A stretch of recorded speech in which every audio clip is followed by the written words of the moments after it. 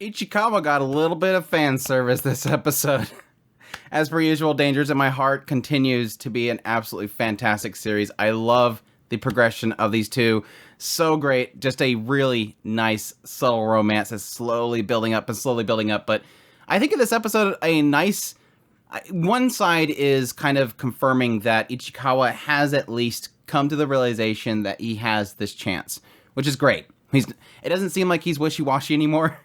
Though that could change in the next episode, but I think in this episode, the thing that I love so much was just really the people around them. It was a lot of emphasis on Yamada's friend, Moiko, and yes, technically Ichikawa's sister, which, interestingly enough, sort of wanted to put little parallels between the two of them. Most of this episode is him having to go Akita. He gets injured there. At some point, she ends up noticing that he is communicating to Yamada.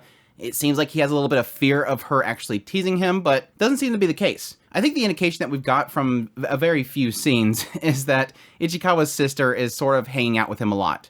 Now, it's obviously this aspect of a sister being kind to her brother, but I'm kind of curious at this point what sort of mindset his sister has. Ichikawa in this episode seems to indicate that his sister is like him, and so she's sort of closed off just like he is.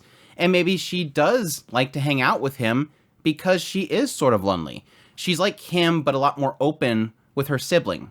So when we had the whole scene where they went out to eat together, she brought him with her. Even though he didn't want to be there with her, she brought him with her. And then similarly with them going to Akita, they have to share a room. They always apparently have to share a room, but it seems like he doesn't want to this time because it seems like he's hit puberty and so he has urges and so he doesn't want to be in the same room as a girl. But again, she seems to be a lot more open with him.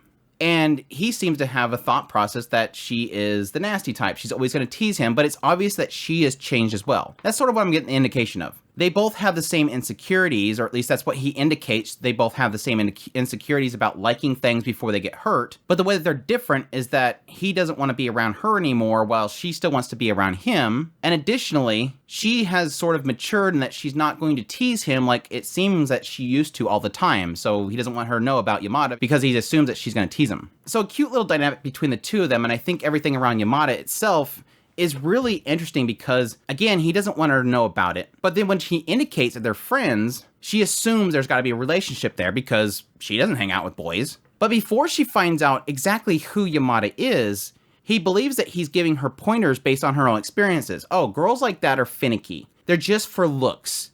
Charm is what's important.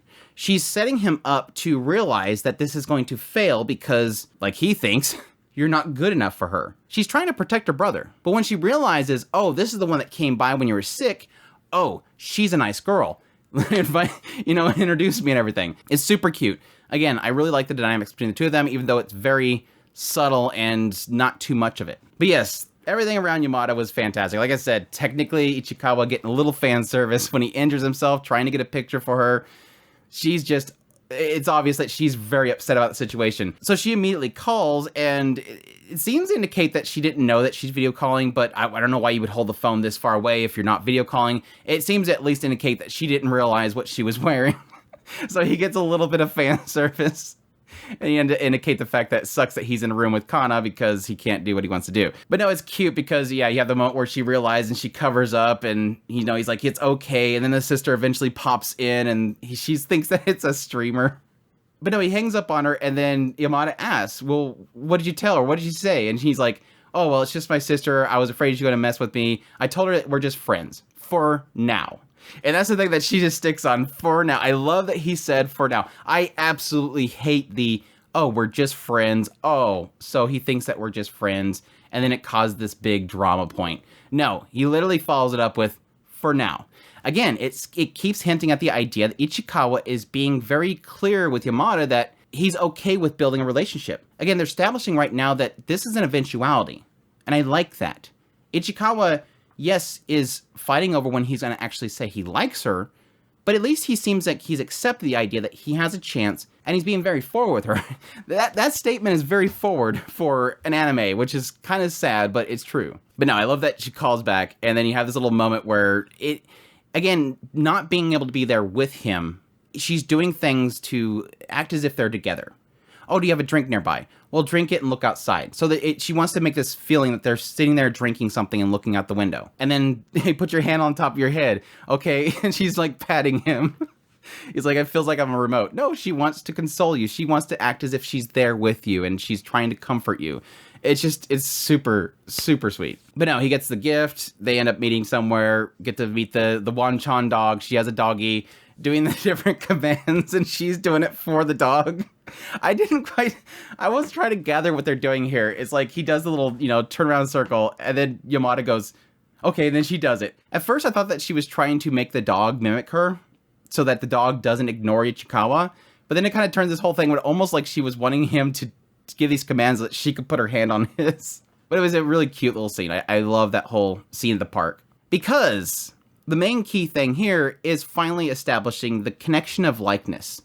Again, for the last probably 4 episodes, one of the key story elements that I've been going over with every single one of my impressions is this idea that Yamada is constantly trying to create connections, find things that they can find commonality in, things that they can talk about, and Ichikawa keeps shooting it down because he always feels like he's never good enough. And so he keeps shooting down every conversation she's bringing up. This is finally one of those moments where you have, even with the title cards themselves popping up on the screen, that moment where Ichikawa realizes there's a similarity between the two of them. And the similarity that he ends up finding is their fear of giving something to the other person.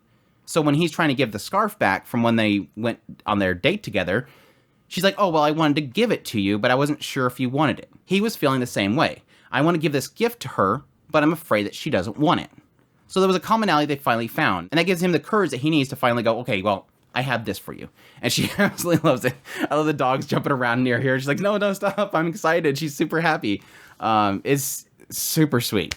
But no, that all runs into the Moiko moment, which I thought was really fantastic. I already kind of liked Moiko. It seems like she's always the one that's kind of there to shoot everybody down, that's trying to go after Yamada. She's always protecting the group, basically. So whenever the pervert guys in the classroom come forward, she's always the one that kind of hiss at them and push them back. But no, having this moment where Ichikawa ends up getting dragged into a diner with Naojo, who is the pretty boy that really badly wants Yamada. It seems like the dude has not taken a hint. And so his response is to drag Ichikawa and try to push him to get Yamada's line. And Moiko's there, and the girl that likes the boy. And they have this little moment where he's like, I'm not going to give it to you, and then he pushes the other girls away so that he can ask Ichikawa alone for the line, saying, don't worry, I won't tell anybody that you gave it to me, just give it to me. And Ichikawa, even though he has somebody staring at him that he's sort of nervous with, somebody that he's feeling is bullying him, he's like, no, I don't want to give it to you. I just don't want to give it to you. Doesn't give the reason why, but again, this guy should have gotten the hint before because Yamada kind of dropped the hints like crazy. But that was something that Moiko noticed. I love it. I love it. Finally having a nice little connection between the two of them. It really does feel like Moiko's, I don't know, it's kind of a mixture of Moiko kind of liking Ichikawa, but also at the same time trying to push Ichikawa because she ends up dragging him to walk her home, doesn't want the other guy involved, and she says, you should be a lot more clear with him. Well, we're just friends. Oh, if that's the case, then let's hold hands. He's like, no, I don't want to do that. Pushes him to finally say, yeah, I think I like her. And I love that. I already knew. It's cute. And I like the fact that at the end of it, she even invites him to come up there. And he immediately assumes, oh, it's because she's trying to mess with me. And I started to like her. And he goes marching off and is like, no, Yamada was there. You could have come up there to see Yamada. She didn't want to be that clear with him. It was great. This episode made the sister and made Moiko. It's kind of been a series that I haven't had too much expectations of the surrounding cast. I've been happy enough with Ichikawa and Yamada. And we had a little brief moment for a while with the boyfriend Kobayashi, but for the most part, I'm just kind of more focused on these two characters.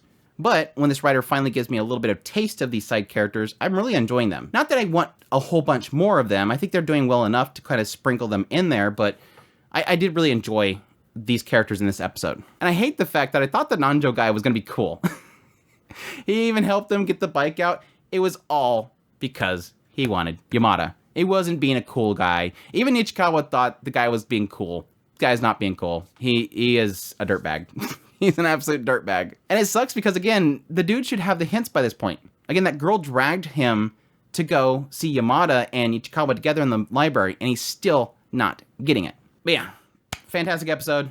he makes the claim at the very end that he is going to go tell Yamada that he likes her, and I hope so. I hope that, what is it, the final episode, or is there 13 episodes? Yeah, next episode's the final episode. We might actually get a confession in the final episode. It is going to be New Year's, I think. It's New Year's Eve, I think, right now. It is going to be New Year's. I don't know if we're going to get a confession for New Year's Day itself. It better not be a fireworks confession. I hate those things. It shouldn't be, because it's before it, but we'll see. But I'll definitely be here. If something really cool happens, I'll be doing a finale impressions as well. Cannot believe this show's already coming to an end already. I think it's going to be like the first show to end this season. But I hope you guys enjoyed this video. As always, if you did, make sure to hit that like button down below, comment, let me know what you thought of the episode. Additionally, if you're new to the channel, make sure to hit the subscribe button to get all my content. I do news, reviews, first impressions, top list. If it's anime, it's pretty much here. Additionally, if you want to support the channel more, I have a Patreon link, tips link, super thanks, and membership button down below. Greatly appreciate everybody that supports the channel. It means so much to me. And y'all take care.